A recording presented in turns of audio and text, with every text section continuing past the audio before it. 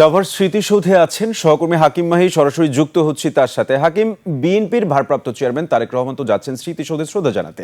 নিরাপত্তা সহ প্রস্তুতি কেমন দেখছেন? নেতাকর্মীরা কি বলছেন? আমাদের বিস্তারিত জানান।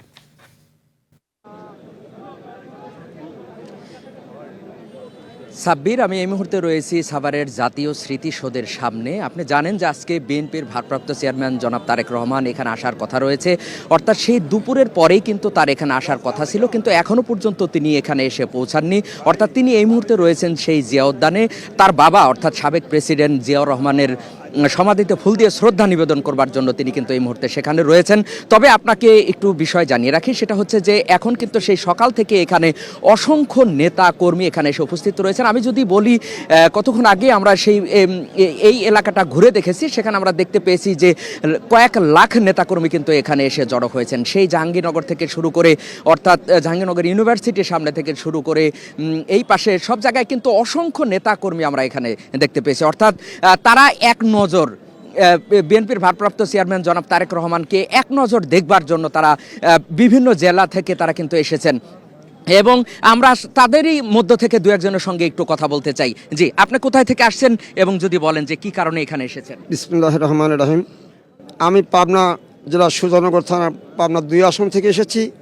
আমি অত্যন্ত তারেক জিয়াকে ভালোবাসি, আমি সেই জন্য এখানে এসেছি।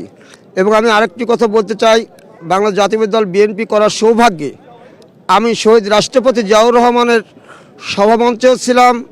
আমি তিনবারের প্রধানমন্ত্রী বেগম খালেদা জিয়া সুজানগরে গিয়েছিল, আমি তার সভামঞ্চেও ছিলাম। আমি তারেক ভাইয়ের সভামঞ্চেও ছিলাম।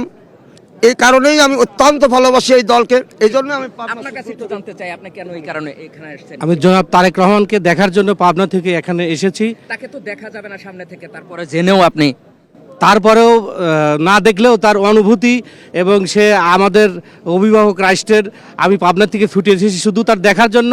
যেভাবেই হোক আমি দেখার চেষ্টা করব। জি, ধন্যবাদ আপনাকে। আমরা কথা বলছিলাম যে এখানে যে সমস্ত নেতাকর্মী যারা রয়েছেন তাদের সঙ্গে কিন্তু আমরা কথা বলছিলাম যে তারা কি কারণে এখানে আসছেন।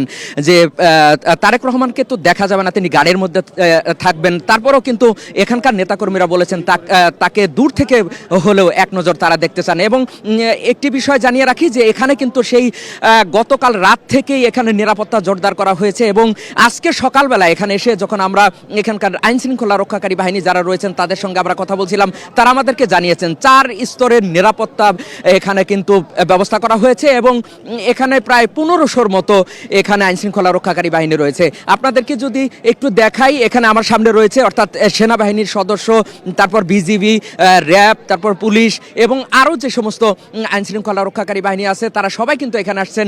কেউ সিভিলে কিন্তু এখানে রয়েছেন। অর্থাৎ আমরা দেখেছি এখানে কিন্তু সেই দুপুরের পরের থেকেই এখানে স্লোগানে মুখরিত কিন্তু জাতীয় স্মৃতিসৌধ প্রাঙ্গণ।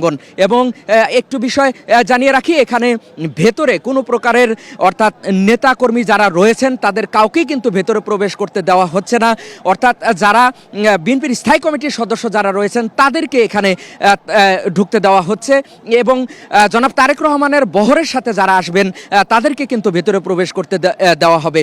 এবং এখানে মিডিয়া থেকে যে সমস্ত কর্মীরা এসেছেন তাদের কাউকেই কিন্তু ভেতরে প্রবেশ করতে দেওয়া হয়নি। অর্থাৎ তাদের সঙ্গে কথা বলছিলাম, যারা বিএনপির দায়িত্বশীল ব্যক্তিরা রয়েছেন তাদের সঙ্গে কথা বলছিলাম যে মিডিয়া ভেতরে প্রবেশ করতে দেওয়া হবে কিনা। তারা জানিয়েছেন যে এই বিষয়টি তারা ভেবে দেখবেন, কিন্তু এখনও পর্যন্ত দেওয়া হয়নি। এবং আমি এই মুহূর্তে রয়েছি সাভারের জাতীয় স্মৃতিসৌধের সামনে। আমি এই মুহূর্তে রয়েছি, অর্থাৎ এখনও পর্যন্ত জনাব তারেক রহমান এই সাভারে এসে পৌঁছাননি। তিনি প্রথমে যাবেন সেই জিয়া উদ্যানে, সেখানে তার বাবার সমাধিতে তিনি ফুল দিয়ে শ্রদ্ধা জানাবেন, তারপর তিনি আসবেন এই স্মৃতিসৌধে। এই ছিল আমার কাছে সাভার থেকে সর্বশেষ।